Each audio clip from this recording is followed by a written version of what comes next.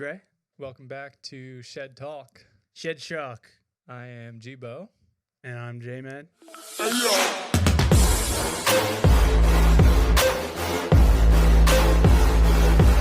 have got another random topic for you all today. I just saw one I really liked, and I hope that it...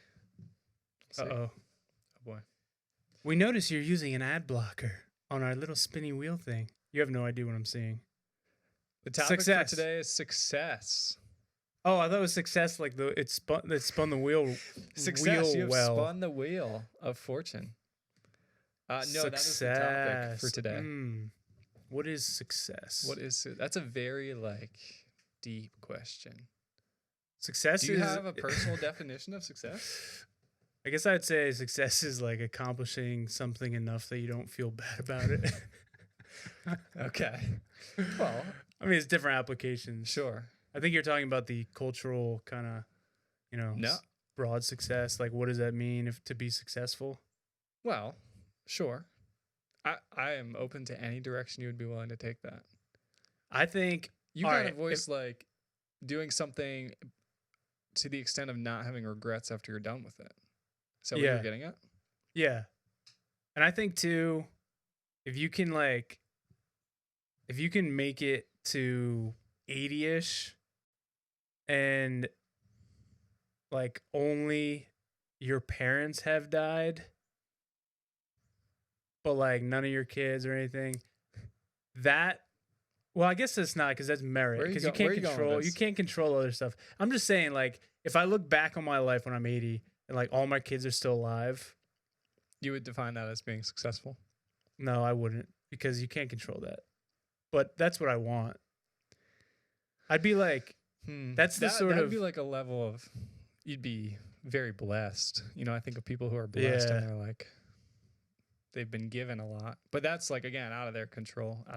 I know. But see, here's the thing though. Aristotle said that that there were two things, right? It's hard work, but then fortune was actually one of the sort of aspects of living a good life. That there's an element of chance.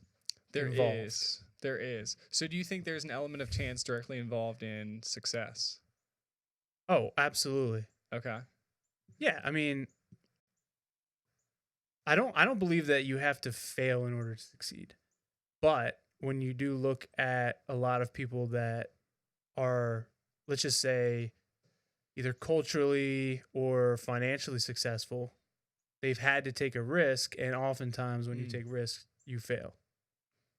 That is true. So, but there's still a decent degree of putting in the work, right? Or putting yourself out there. Yeah, 100%. To even take a risk, you need to extend yourself. Yeah. I guess what I wouldn't define as success is finances. Okay. Because, I mean, so often, you think success, you think millions and millions of dollars.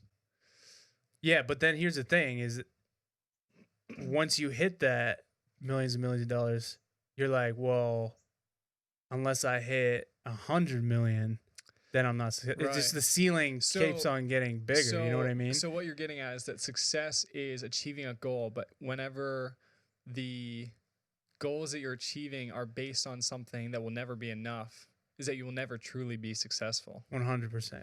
I guess success, okay. And this maybe goes back to what I originally said. Success is satisfaction. Okay. In sure. What you've done. Okay. So if I were to put you into the shoes of a celebrity that we all know as DJ Khaled, would you be able to give me a couple keys to success? If I were wearing his shoes, I guess it depends on how big the shoes are and how many keys I'm putting in it. He's a big guy. That was a bad joke. Well, someone once said the key. I don't know the key to success. That was an unsuccessful sentence, and so was that. I don't know the key to success, but I do know that the key to failure is trying to please everyone. What do you think about that? I think you turned that question on its head, but I like the answer.